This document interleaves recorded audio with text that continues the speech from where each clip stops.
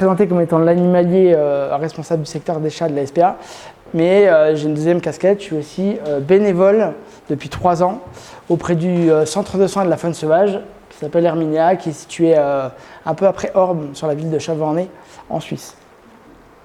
Et donc, je ne sais pas si vous connaissez Herminia. Non, du tout. Vous savez à peu près à quoi sert un centre de soins?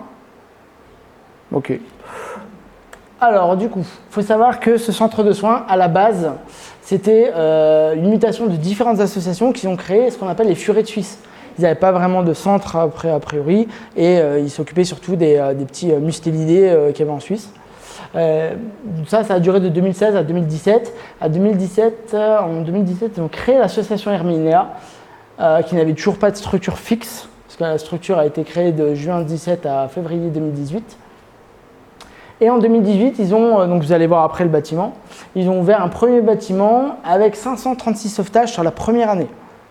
Et quand je parle de sauvetage, on parle de toute espèce de mammifère partant de la petite musaraigne, voire même plus petit encore, la chauve-souris, pour certaines, les pipistrelles qui sont très petites, jusqu'au blaireau, en passant par toute une multitude de rapaces. En 2019, on était déjà à 1300 sauvetages et ça a duré comme ça jusqu'à la fin de la création du bâtiment tel qu'on l'a aujourd'hui, en 2025, avec 1073 sauvetages en 2025, mais on était déjà à 2896 sauvetages en 2024. Donc c'est une petite structure dans laquelle, une fois qu'on est à peu près 6 employés à tourner, on est un peu serré. Pourtant, on arrive quand même à sauver, sur une année complète, énormément d'animaux. Donc, ça, c'est les informations comme ça. Vous pourrez les retrouver sur le stand si ça vous intéresse. J'ai le même compte rendu que vous avez là en format papier sur le stand. Et donc, là, vous avez le comité, donc Leïla Momari, qui est en fait la créatrice d'Herminia. D'ailleurs, si ça vous intéresse, je vous passerai un lien sur Internet où ils ont fait un reportage de 45 minutes sur le centre, où là, on voit vraiment l'intérieur du centre en action, et très très bien fait, et qui sensibilise les gens à la vision que le centre a de la faune sauvage. C'est très très intéressant. Et ça replace l'animal au centre de la scène en plaçant l'humain comme étant effectivement le fléau premier des animaux. Et c'est très bien expliqué pendant ce reportage. Ensuite, ils ont 8 salariés, donc ce qu'ils appellent des fixes en Suisse, qui sont épaulés par une vingtaine de bénévoles actifs en saison. Ils prennent des apprentis aussi qui font le CFC au sein de la Suisse. Herminia est un des centres qui fait beaucoup de stages et qui suit les formations des CFC et qui leur permet en fait d'aboutir à leur diplôme et souvent à une embauche derrière. Moi, ça fait 3 ans que je suis là, j'ai vu pas mal de CFC passer. Il y en a pas mal qui sont devenus des saisonniers fixes, donc salariés, et qui sont là de juin à septembre à peu près. Est-ce que vous cherchez quelqu'un pour l'année qui arrive ? Alors, on a toujours en besoin de monde. Là, moi, ça fait 3 ans que je suis bénévole chez eux. En apprenti, alors, il faut faire la demande, là maintenant pour l'année prochaine, parce qu'en plus, je vais en parler après, mais il y a une nouvelle structure qui est en préparation. Parce que là, on est à 160 mètres carrés de structure, on va passer à 650 mètres carrés de structure avec des grands enclos pouvant accueillir des grands mammifères. Donc là, on va passer sur du lynx, du loup, du cervidé, du sanglier. Donc là, ça va être énorme. Et ils vont avoir besoin. En plus, ils auront des appartements, ils auront toute une aile en fait prévue avec que des appartements pour les stagiaires. Donc vous êtes sur place, quoi. J'ai encore une question là-dessus, désolée, mais le CFC gardien d'animaux au secteur sauvage, on le trouve sur Lausanne ou pas du tout ? Ça, c'est une bonne question. Là, étant bénévole, j'ai pas toutes les infos. Voilà. Alors là, vous pouvez même contacter Herminia pour ça. Ils seront prêts à vous répondre. Genre, Herminia, ils ont quand même ce côté communication qui est vraiment très développé et ils n'hésitent pas à répondre à toutes les questions. Ils sont vraiment cool, quoi. Pour ça. Et donc, il y a des stagiaires vétérinaires aussi. Et ça, moi perso, je le vois parce que je fais surtout les soirs à Herminia. Et donc, le soir, on a un seul soignant en salle de soins.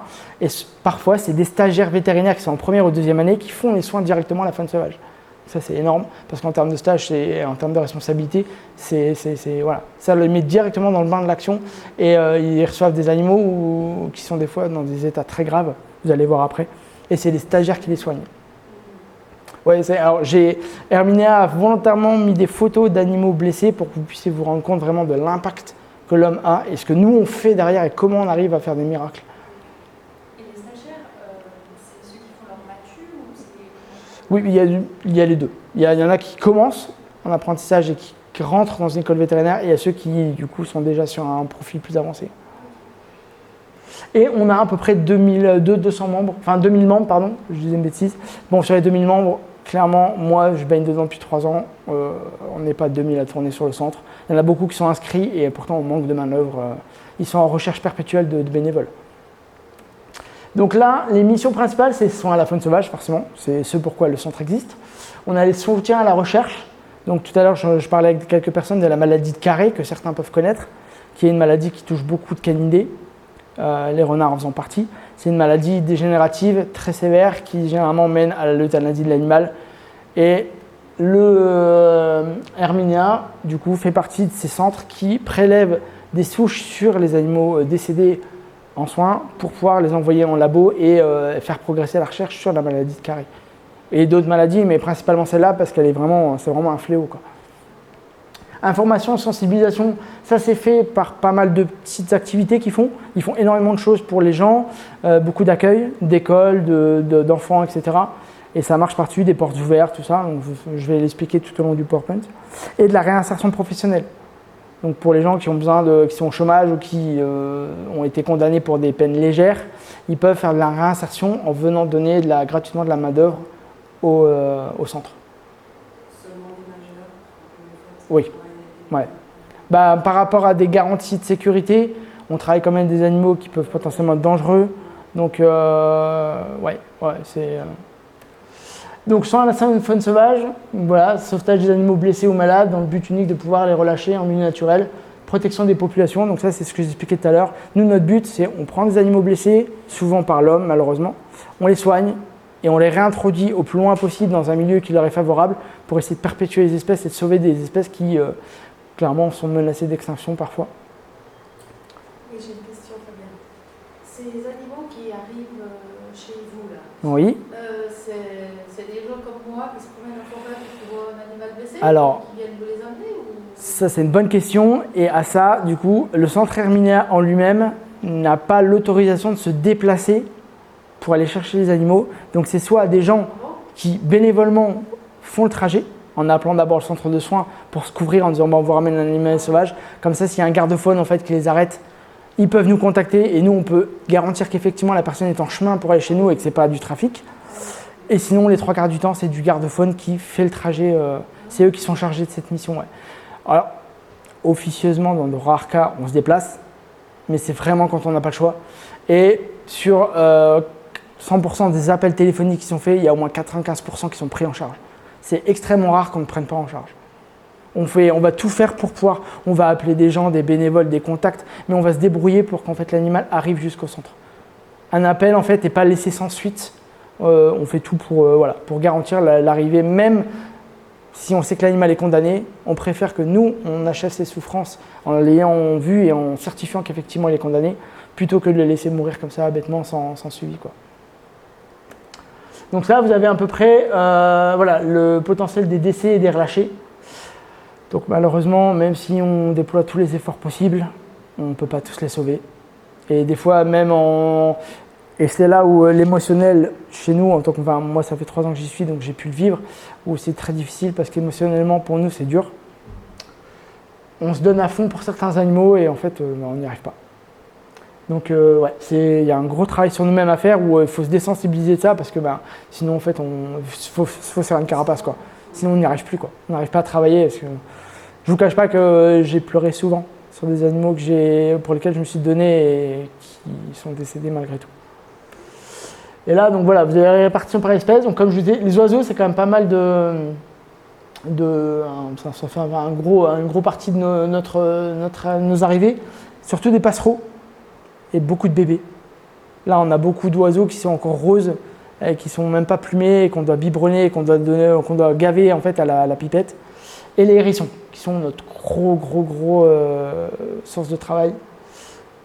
Et en 2024, vous voyez, la répartition, elle était quasiment... on voit que les hérissons, vous voyez, ils ont eu un gros impact entre 2023 et 2024, parce que voilà, le chiffre a quand même bien gonflé entre deux, quoi.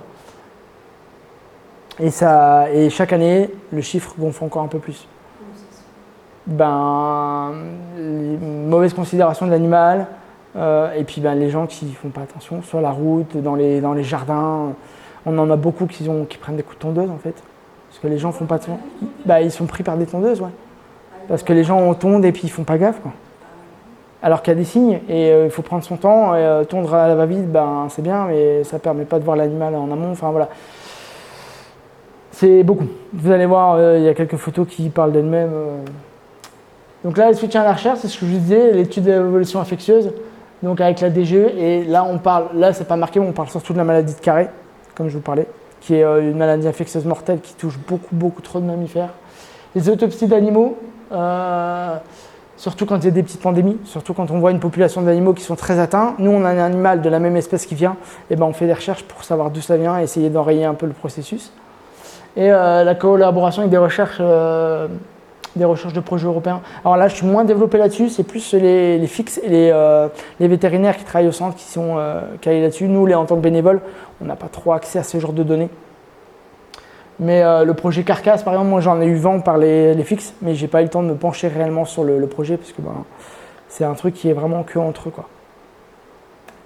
Donc là, ça je passe tout de suite. Ça, si vous voulez lire, c'est un gros pavé qui explique tout le processus de recherche, les objectifs du projet, tout ça.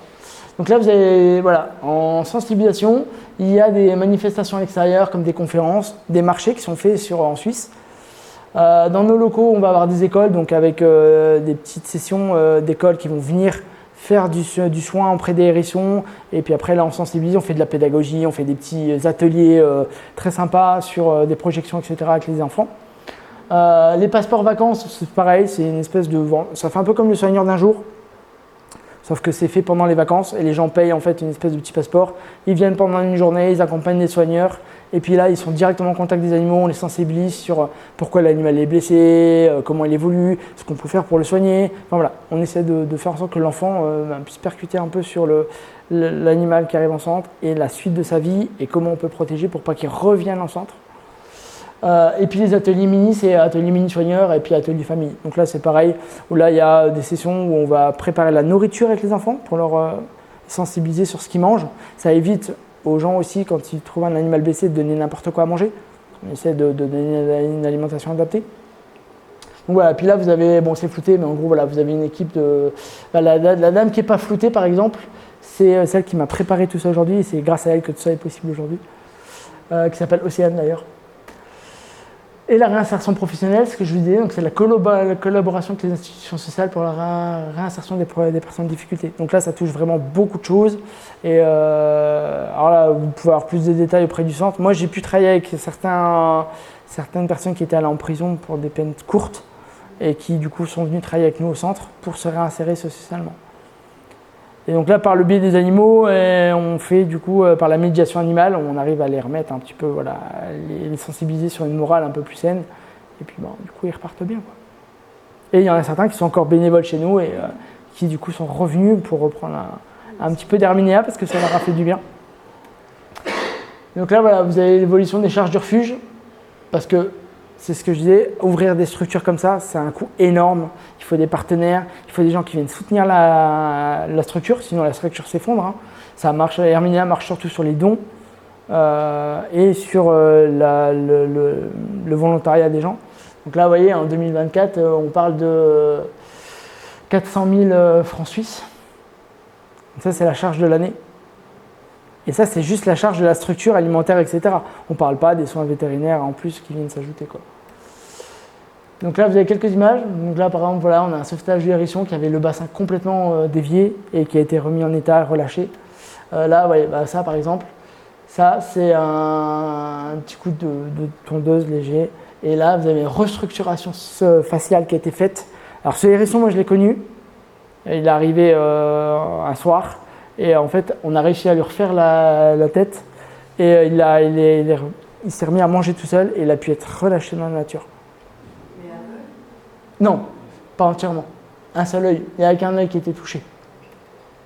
Oui, ça c'était, voilà. Ça c'est pareil, ça c'est alors là c'est une gale. C'est une gale à donc ça quand on a une gale comme ça, on isole l'animal et pendant des mois on va le soigner. Alors on a tout un protocole d'hygiène énorme. Hein. C'est-à-dire que moi en tant que soigneur, je peux vous en parler. On met des gants, on se désinfecte. Voilà. Le linge, il est congelé pendant une semaine avant d'être lavé pour être sûr que les germes sont endormis. Enfin, on a tout un protocole d'hygiène extrêmement strict pour protéger l'animal et pour nous protéger nous, parce que là, c'est des zoonoses où nous, on peut être contaminé aussi si on ne fait pas attention. Du coup, n'importe quel bénévole peut savoir d'office ce que c'est, il faut le vétérinaire. Non, c'est le vétérinaire qui pose le diagnostic. C'est-à-dire que nous, quand l'animal il arrive, il passe par un accueil où on va recueillir les informations de la personne, où est-ce qu'ils ont trouvé l'animal, dans quelles conditions. Ensuite, ça passe dans le local vétérinaire, où le vétérinaire l'examine, pose un diagnostic, pose un soin, et après c'est à nous, soigneurs et bénévoles, de parfois prodiguer certains soins, qui sont aussi faits que par le vétérinaire si c'est des injections. Et après, voilà, nous on prend soin de l'animal, on le nourrit, on le gave si nécessaire. Et on le suit jusqu'à son lâcher.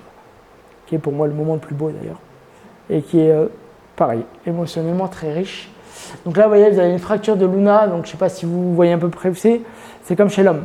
Mais voilà, c'est un os en fait du haut du bras. Et il paraît qui a permis de... Là, vous voyez, vous avez une fracture ouverte de l'humérus. Donc pareil, qui a été... donc ça, c'est tout, par contre, ça, c'est tous des traitements qui ont permis le soin de l'animal et qui ont permis le relâcher de l'animal.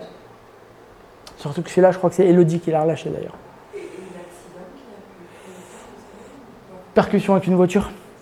L'animal en fait percute la voiture tellement vite que en fait, ça lui déboîte l'épaule et ça lui casse l'os, quoi. Non. Alors il est bagué, donc on peut parfois retomber sur l'animal en pleine nature avec la bague et en fait une partie des bénévoles fait du repérage et avec des jumelles, etc. On peut voir que l'animal va bien parce qu'on reconnaît la bague, mais sinon il n'y a pas de suivi plus que ça. On a quelques pièges photos qui sont installés à certains endroits pour voir un peu l'activité. C'est là aussi où on peut retrouver certains animaux, mais généralement on les relâche assez loin du centre pour qu'ils puissent vraiment avoir un nouveau terrain pour pouvoir se développer et pas avoir ce réflexe de revenir vers le centre. Parce que la pire chose qui peut arriver dans un centre de soins, c'est l'imprégnation. Et avec certains animaux, ça se fait, malheureusement. Surtout avec des jeunes renardeaux ou alors des chats sylvestres. Et si on fait ça, en fait, on condamne l'animal. Donc nous, on fait tout pour ne pas sociabiliser l'animal. Et ça, c'est très, très, très dur. Non, on ne peut pas le faire passer la frontière. C'est tenu secret, après, il ne peut pas... C'est ça. Tu n'es pas des chasseurs. On évite. Donc là, pareil, vous avez, donc là, c'est la fracture de l'humérus qui a été opérée. Donc là, vous allez voir les images de l'opération. Donc, en gros, ils ont ouvert et ils ont trouvé l'humérus cassé et ils ont réemboîté, ils ont broché. Ouais, c'est un travail énorme. Et du coup, voilà, ils ont broché comme ça l'humérus et l'animal est resté comme ça un moment. Alors ça, c'est autre chose. Ça, c'est un truc qu'ils ont observé chez l'animal. Je vous laisse lire si vous voulez.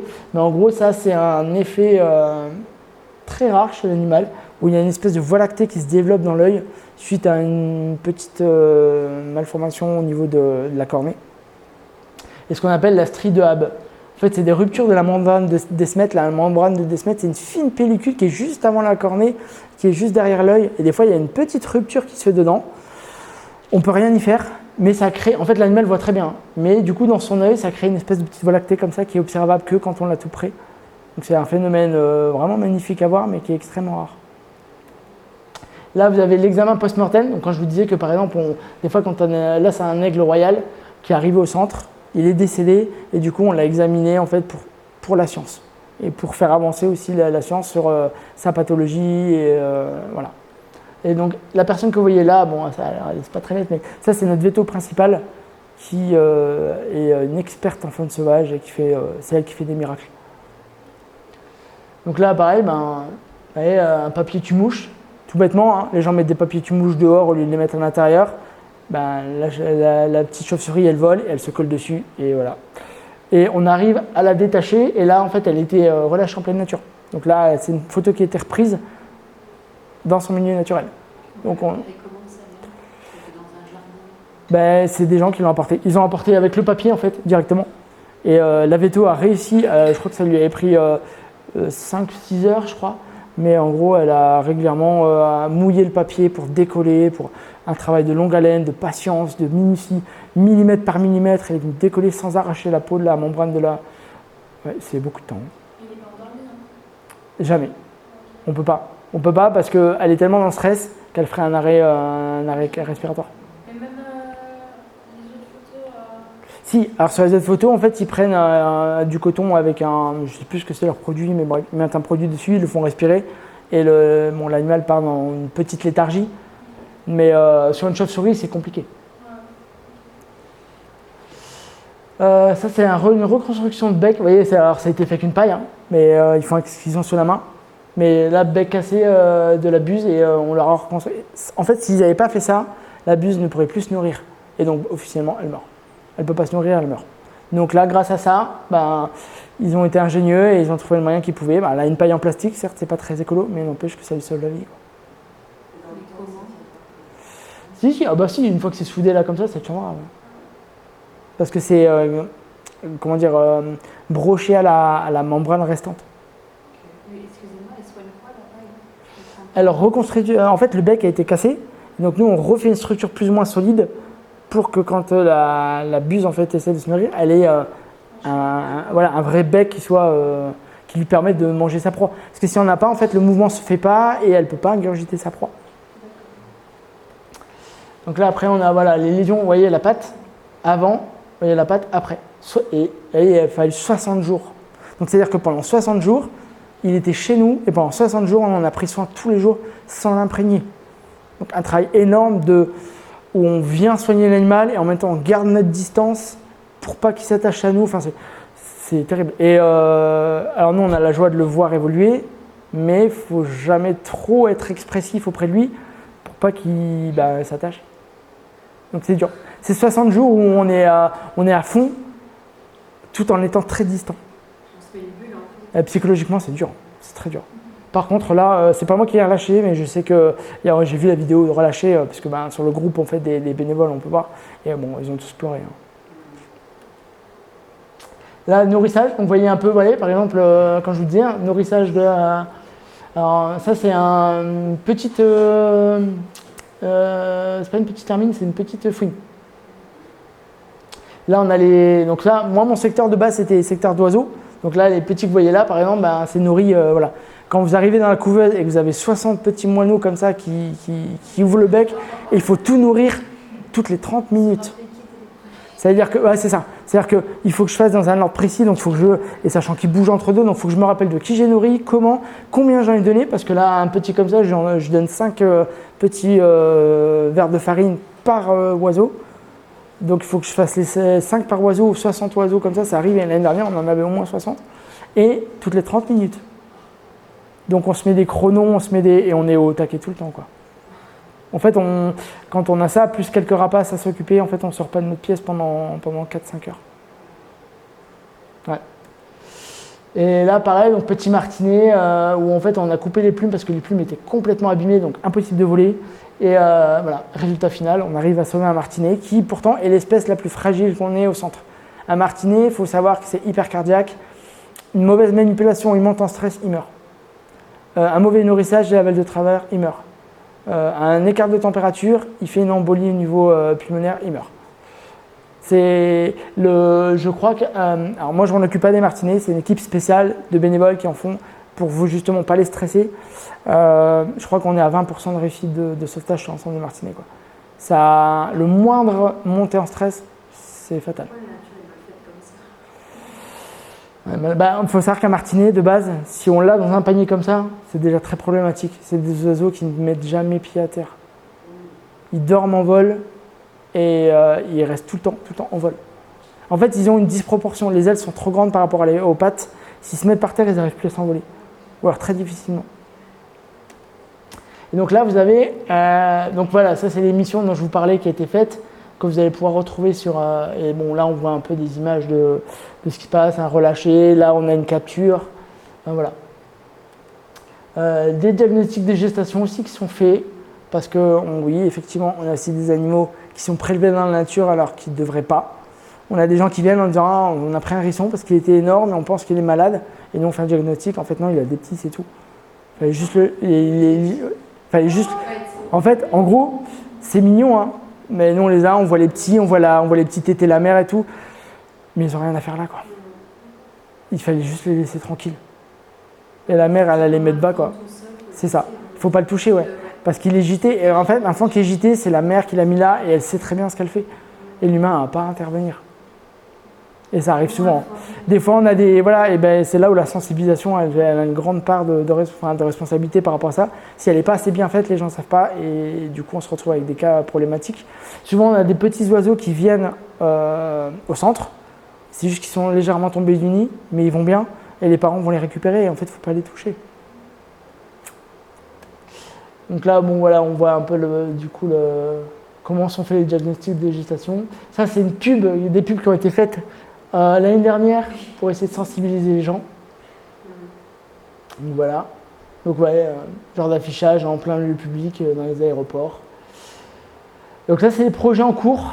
Donc là, voilà, on a des démarches en fait pour financer nos budgets. La création du volaire de réhabilitation, en fait, il faut savoir qu'actuellement, Hermina, ils ont un grand container voilé, etc. à l'intérieur, dans lequel on fait voler nos oiseaux quand on pense qu'ils sont prêts pour voir comment ils volent et juger si effectivement on peut les relâcher ou pas. Sauf que c'est petit, c'est pas bien adapté, mais on fait avec ce qu'on a. Et là, il nous faudrait en fait 60 000 francs suisses pour créer une vraie volière de réhabilitation où on peut les faire s'envoler dans des plus grands espaces et leur permettre de mieux se développer et de réapprendre à voler correctement pour un relâcher plus en sécurité. Et on a un travaux de déménagement vers un nouveau centre. Vous voyez, par exemple, là, on a un cygne que j'ai moi-même soigné d'ailleurs, celui-là. Et qui lui par exemple aurait eu besoin d'un grand espace pour apprendre à décoller parce qu'un cygne ça décolle pas comme ça a besoin d'une longue distance de course pour pouvoir s'envoler et sur une grande volière de réhabilitation on peut lui permettre d'avoir ce genre de choses. Donc là vous voyez 150, je l'ai dit 160 c'est 150 mètres carrés, vous voyez. On a 9 box d'intérieur, 3 volières, une volière d'extérieur et une salle de soins, donc voilà, l'espace est assez petit et comme il dit, voilà, l'installation actuelle, elle ne suffit pas au flux parce qu'on est des fois, on a tellement d'hérissons qu'on est obligé d'empiler les caisses. L'année dernière, pour vous donner une ordre d'idée, en plein cœur de la saison, donc on était fin juillet, on avait 185 hérissons au refuge en soins. Je ne parle pas de ceux qui sont dans ce qu'on a appelé la galerie des hérissons, où là, c'est ceux qui sont prêts à être lâchés. Voilà. On parle de ceux qui sont en soins. On avait 180 hérissons en soins. C'était infernal. Avec... Ouais. Ah oui, on avait à peu près une quarantaine de biberonnage le soir. On faisait des roulements de bénévoles le soir pour pouvoir. En fait, je finissais à 1h du matin, clairement. Et le soir, on se mettait là à 4 bénévoles à biberonner et on tournait parce que c'est tellement fatigant qu'en fait, on avait besoin d'équipes qui tournent pour pouvoir maintenir les biberonnages, quoi. Parce que moi, je l'ai fait. Au bout du 3e biberonnage, on est fatigué. Il fait chaud, on biberonne, ça prend peut-être un quart d'heure par hérisson. Enfin, c'est très compliqué. Et donc, du coup, le nouveau bâtiment 600 mètres carrés au sol, x2, parce qu'en fait, l'espace au-dessus, c'est l'espace pour le personnel, où il y a une grande salle de réunion, une grande salle de conférence. Donc, imaginez 600 mètres carrés divisé en 3 sur l'étage du dessus, avec une salle de conférence, une salle de repos pour le personnel et des appartements. Donc, chacun 300 mètres carrés. Donc, c'est le grand luxe pour nous. On a hâte que ça ouvre. Ça ouvre quand ? Alors, ça devait ouvrir fin juillet. Sauf qu'il y a eu du retard sur les travaux, du retard sur les financements. Donc je pense que ça ouvrira en début 2026. Toujours, c'est juste en face du nouveau bâtiment. En fait, c'est un bâtiment qui était de pisciculture qui a fermé. Et nous, on a repris le bâtiment pour en faire notre centre de soins. Donc là, voilà, il y aura une création de salle de conférence, elle est déjà faite. Création d'espace de vie pour les stagiaires, c'est déjà fait. Voilà, le budget, 2 millions. Voilà, c'est énorme. Donc ça, ce sera le nouveau bâtiment. Et là, vous avez le bâtiment actuel en face, le petit box là. Donc il y aura une unité d'hospitalisation mammifère avec 50 box, qui est quand même ouf. Il y aura une unité d'hospitalisation d'oiseaux, une nurserie, une salle de soins, un vrai bloc opératoire, une unité d'imagerie, donc on pourra faire des radios sur place, etc. Une unité pour les martinets et les hirondelles, juste pour eux, avec un grand espace de vol. Ça va être juste magnifique. Une grande salle de quarantaine, donc c'est 180 box, je crois. 19 box intérieures modulables de 19 mètres carrés, de 16 mètres carrés, pardon. 6 volières extérieures allant jusqu'à 40 mètres carrés, donc ça va être génial pour les aigles, etc. Un container de test d'envol, donc ça c'est le container qu'on a actuellement, qu'on aimerait transformer en volière. Une cuisine et 2 plans d'eau extérieurs. Donc ça va me permettre aussi de prendre de la faune aquatique, ce qui est quand même assez énorme. Et donc, vous êtes souvent à l'intérieur. Ouais, vous êtes souvent à l'intérieur. Oui. En fait, souvent les oiseaux, même les rapaces, sont des box intérieures le temps de réparer leurs blessures Et une fois qu'on pense potentiellement qu'ils peuvent réutiliser leurs ailes, on les met en box extérieur, le temps qu'ils se réhabilitent et qu'ils reprennent du poids surtout, et qu'ils reprennent de l'énergie. Parce que faut savoir, je ne sais pas si vous êtes au courant, mais le vol d'un animal, on voit les oiseaux voler, on est content, mais il faut savoir que c'est 10%, enfin ils utilisent à peu près 10% de leur énergie totale sur un vol d'une demi-heure. Donc c'est énormément fatigant pour un animal de voler finalement. Et donc nous, quand on veut relâcher un rapace, on va être sûr qu'il soit à son plein potentiel, pour pas qu'il se crache au premier vol, quoi. Donc c'est très important. Et donc là, vous avez des images en fait du nouveau centre. Voilà, à peu près, vous voyez le plan, ça va être juste un truc magnifique, quoi. À savoir que là, ici, là, ça va être 2 box pour les grands mammifères, avec volière extérieure pour les grands mammifères. Potentiellement, on aura la capacité, alors on ne sait pas si ça va arriver ou pas, mais on aurait la capacité d'accueillir des lynx. Des lynx. Ouais. Et des loups aussi, éventuellement, si jamais on en a des blessés, au lieu d'être abattus, ils pourront peut-être être réhabilités. Donc voilà, donc là vous avez quelques photos aussi de nos protégés qu'on a sauvés pour certains. Ça vous donne à peu près, pour l'instant globalement, un peu une grande variété de ce qu'on peut faire au centre d'Herminia. Et voilà, ça, là c'est en gros, vous pouvez devenir membre, vous pouvez faire des dons, vous avez une boutique en ligne et vous pouvez participer à nos ateliers aussi pour venir aider financièrement la structure. Voilà. Je ne sais pas si vous avez des questions, je suis prêt à répondre à tout ce que je peux dans la mesure du possible.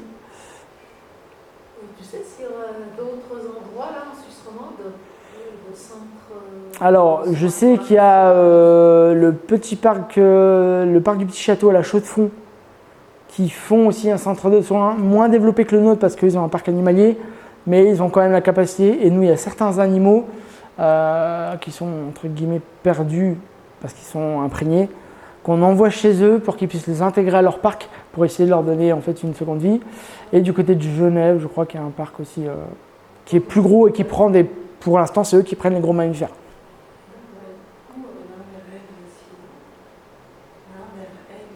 Là, je suis pas au courant. Possible.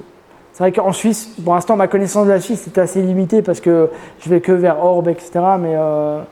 Mais après, pareil, Herminia, vous les contactez, vous leur demandez, ils n'ont aucun problème à vous donner l'adresse d'autres centres qui travaillent en parallèle avec eux. Au contraire, ils sont vraiment dans le partenariat et dans l'échange et ils n'hésitent pas à demander du soutien d'autres centres quand ils en ont besoin. Régulièrement, ils transfèrent des animaux parce qu'on n'a plus de place. Non, parce qu'on travaille tous pour la même cause. C'est ça. Parce que nous, notre but principal, voilà, c'est dans tous les centres, c'est pareil. On veut protéger la faune et on veut réparer l'erreur humaine. C'est-à-dire que les 3/4 des animaux qui viennent chez nous, ils viennent à cause d'une erreur humaine ou à cause d'un impact directement d'humain, que ce soit véhicule, avec des impacts de véhicules, des clôtures qui sont mal faites et les animaux se prennent dedans. Ça arrive qu'on a des chouettes, par exemple, qui se prennent dans les barbelés de clôture. Des renards qui sont blessés parce que l'humain a fait n'importe quoi ou qu'il a agi en bonne conscience pour lui-même mais qu'il n'a pas pensé que la faune pouvait être impactée par ces installations. Et nous, on est là pour réparer en fait ce que l'humain a fait au préalable, quoi. On gomme les erreurs en espérant que derrière elles ne se répètent pas. Donc c'est compliqué parfois. Et donc pour ça, ouais, on travaille tous dans le même sens. Donc du coup, on s'entraide beaucoup. Et parfois, on s'appelle même quand on a besoin de conseils sur une blessure ou sur un état général de l'animal qu'on a du mal à gérer. J'entends des fois les vétérinaires qui appellent d'autres centres pour leur demander des conseils parce qu'eux ont déjà traité ce cas et donc du coup, on s'aide comme ça. Ouais. Avec les zoos aussi? Moins. Le but, c'est pas de les en faire. Ouais, on peut demander à des zoos quand ils ont eu des cas particuliers pareils de blessures ou bien d'hospitalisation très grave. On peut demander à des zoos éventuellement comment ils ont fait pour gérer ce problème. Mais le but, c'est pas d'envoyer dans les zoos parce que nous, notre but, c'est vraiment de les réintroduire en milieu naturel et pas d'aller les enfermer. Ouais, c'est ça. Ça, on fait, ouais. Il y a eu je crois une corneille qui a été soignée ou ça a été fait en vidéoconférence avec un zoo justement parce que la corneille avait un problème respiratoire et elle a fait plusieurs arrêts respiratoires pendant l'opération et grâce en fait à cette vidéoconférence, la vétérinaire et la fixe qui étaient présentes ont réussi à faire les bons gestes. Ils ont eu peur. C'était à ça de la perdre et grâce à ça, ils ont pu quand même réussir à la sauver, quoi. Parce que plusieurs fois en fait, le cœur s'est complètement arrêté, ils ont réussi à le refaire partir et ouais, c'était dur. Mais ça, vous pouvez le voir dans la vidéo qui a été faite justement et qu'on peut retrouver sur Internet. Vous mettez juste émission Herminia et vous allez tomber en fait directement sur la vidéo qui dure 45 minutes et qui a été édité par Pajou. Je ne sais pas s'il y en a certains de vous qui connaissent, mais c'est un photographe animalier et un reporter qui fait pas mal de choses et c'est lui qui a fait le reportage. Et là, ça viendra compléter ce que moi je vous ai expliqué là, parce que là, vous êtes vraiment grâce à ces images, vous êtes en immersion dans le centre. Et donc vous allez voir directement ce qui se passe, comment on soigne les animaux, comment on les nourrit, comment on les relâche. Voilà, là vous avez vraiment des images concrètes de l'action en direct, quoi. Et des explications aussi de la créatrice d'Herminia et des fixes qui sont là, qui vont vous partager leur passion, leur vision des choses et leurs engagements. Et voilà, ça pose question sur la nature humaine et sur l'impact qu'on a directement sur la faune sauvage, quoi. Voilà, je ne sais pas si vous avez d'autres questions. À part Athéna, dans le coin, Jurafaune, qui prend pas en charge les rapaces. Sinon après, il faut remonter beaucoup plus haut. Mais là, dans le secteur, au plus près, moi je vois que c'est là. Ouais. En Suisse, vous avez dit c'était quoi? En Suisse, il y a la Chaux-de-Fonds, le parc animalier de la Chaux-de-Fonds,